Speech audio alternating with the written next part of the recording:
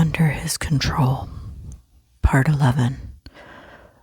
Olivia's phone buzzed against the table, the vibration cutting sharply through the quiet of the safe house. Luca stiffened immediately, eyes snapping toward the screen before she even reached for it. Captain Rhodes, one new message. Hey Carter, need you back in. Debrief, nothing urgent. Just want you to take on some intel. Come by when you can. Friendly, casual, like she hadn't vanished, like the entire city wasn't whispering about her and Luca. Olivia's pulse flickered. He's fishing, Luca said, voice flat. He wants to see what you'll say, how you'll act. I know, she replied softly, but if I don't respond, he'll know something's wrong. Luca stepped closer, too close. His presence wasn't overwhelming, just inescapably there, like gravity. You can't go back there alone, Olivia. She lifted her chin. If I don't show, he'll send people, and we're not ready for that. His jaw tightened. I don't trust him with you. She exhaled, steady but aching. I don't trust him either. That's why I need to look him in the eye. His silence wasn't anger. It was fear, sharp, raw, visible. She placed her hand on his chest, right over the heartbeat he tried so hard not to show. Luca.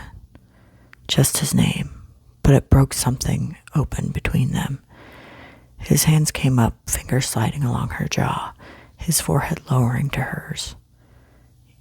You come back, he whispered. A vow, a plea, a warning. I will, she breathed. And then their mouths crashed together. It wasn't gentle, it wasn't careful. It was hungry, weeks of denial finally snapping. His hand tightened in her hair. She pulled him closer like she could anchor them both. Her breath dissolved against his, her pulse racing wildly under his fingertips. He kissed her like he was memorizing her, like he didn't know if he'd get to again. When they finally broke, both breathing hard, she rested her hand against his cheek. I'll come back, she repeated. He didn't believe it. She went anyway. The station was too quiet. Fluorescent lights hummed overhead, the smell of burnt coffee lingering in the air. Rhodes leaned back in his chair when she entered, smiling like nothing in the world was wrong. Good to see you, Carter, he said easily. We were starting to worry. Olivia forced a steady expression. I told you I needed space to think. Rhodes nodded, of course. That's why I asked you here. He stood, too smoothly. Olivia's hand drifted, not to her gum, but to her hip. Instinct. Readiness. Rhodes watched that micro movement, then smiled. See, that's the thing, he said, voice shifting, cold now. I don't think you've been thinking at all. I think you've been with him. Before she could react, two men stepped out from behind the conference room door. A syringe glinted. Olivia spun, too slow. An arm locked around her from behind. Rhodes, don't, she gasped. Tell me where he is, Rhodes said, his voice no longer friendly, sharp as a wire. Or I swear to God, Olivia, this ends badly for you. The needle pressed to her skin, her vision blurred, but even as darkness swept in, her last thought wasn't fear. It was Luca, and the way he kissed her like it mattered. Luca. He knew the moment she didn't come back.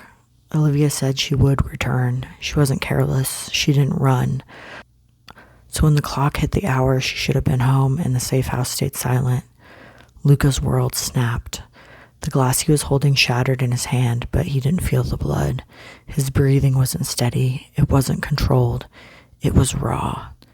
Get my car, he snarled to the man stationed outside.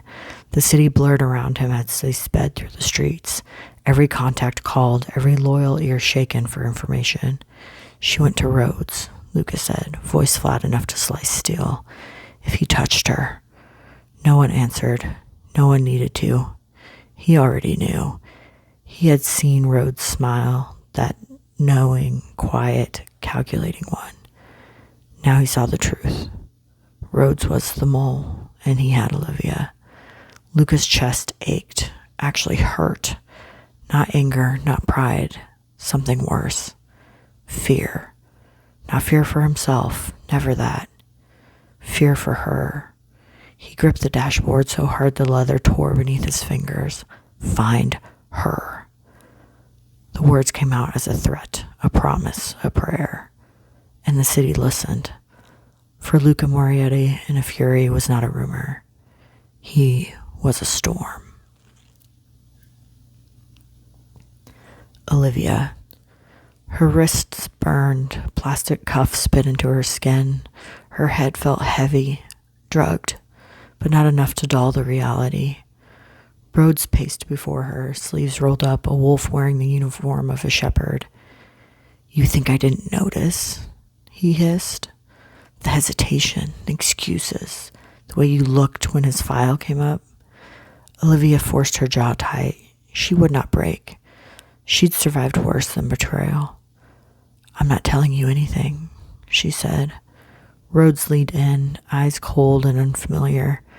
See, that's exactly the problem. You already have. He lifted her chin, too gentle, too deliberate. Tell me where he is, Rhodes said, and maybe I'd let you walk away with your career instead of a body bag. Olivia stared straight into his eyes. You were supposed to protect people, she said quietly. You were supposed to be better. Rhodes' expression twisted. That was before I realized power means more than morals. His hand tightened around her jaw. You fell for him, didn't you? He whispered. The big, dangerous monster. And you actually think he gives a damn about you? Olivia didn't answer. She didn't have to. The silence was everything. Rhodes' smile faded. Well then, he said, stepping back. Let's see how much pain it takes to make you change your mind.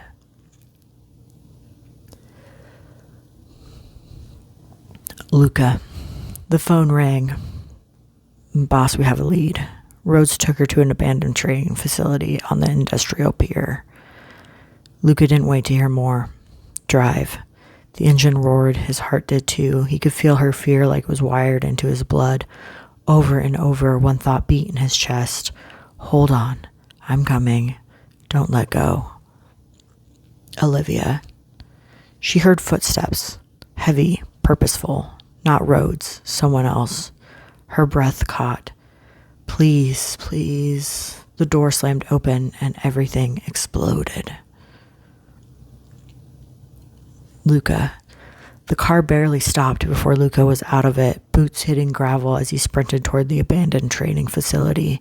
The metal siding of the building was rusted, windows boarded, the air thick with the sharp smell of salt and oil from the docks. His pulse was a war drum. Inside, doors slammed. Someone shouted. He didn't wait for backup. He didn't slow. He kicked the side entrance open so hard the hinges screamed, splintering metal against concrete. Two men came at him. The first didn't get a second chance. Luca's fist slammed into his throat with a sickening crack. The second drew a gun. Luca was faster. He grabbed the man by the wrist and drove his elbow into his jaw. Once. Twice. Until the man collapsed. Luca didn't look back to see if he'd get up again. He didn't care. He only cared about her. He could feel her. He knew she was here.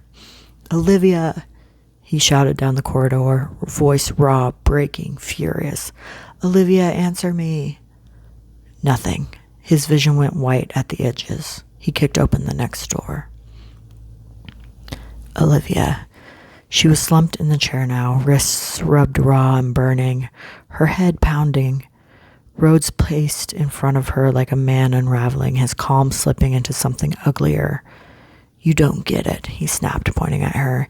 You think this is about him?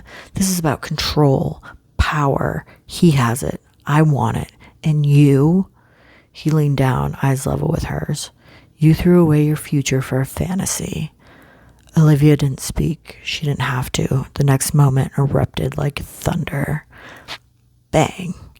The door flew inward, slamming into the wall. Rhodes spun, and Luca was already there. Eyes wild, breathing hard, covered in blood that wasn't his. Step away from her, Luca said, voice shaking, not from fear, but from the effort of not killing immediately. Rhodes smiled. You came, he said. Luca moved. There was nothing graceful about it. It was violent, vicious. Years of hell, fury, hunger, and fear coming loose at once. He tackled Rhodes, slamming him to the ground. Their bodies hit the concrete hard, the crack echoing through the room. Luca's fists came down once, twice, again. Luca, Olivia rasped, voice raw. He didn't stop. Luca, stop. Her voice broke. His fists halted midair, chest heaving, hands shaking, jaw clenched like he was holding the world together with his teeth. He turned slowly toward her. And the moment he saw her, really saw her, everything in him shattered. He crossed the room in 3 strides and dropped to his knees in front of her, hands cupping her face as if she were made of glass. Olivia, he breathed, not a name, a prayer. Her eyes softened.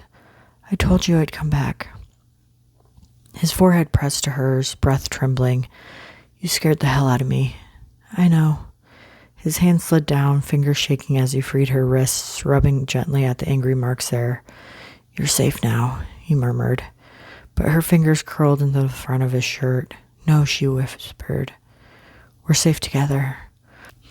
Luca's control broke. He pulled her into him, arms around her, holding her like he'd tear the world apart before letting her go again. And Olivia clung back just as fiercely, their breaths uneven, their bodies shaking, the air thick with everything they hadn't said. She didn't regret him. He didn't regret her.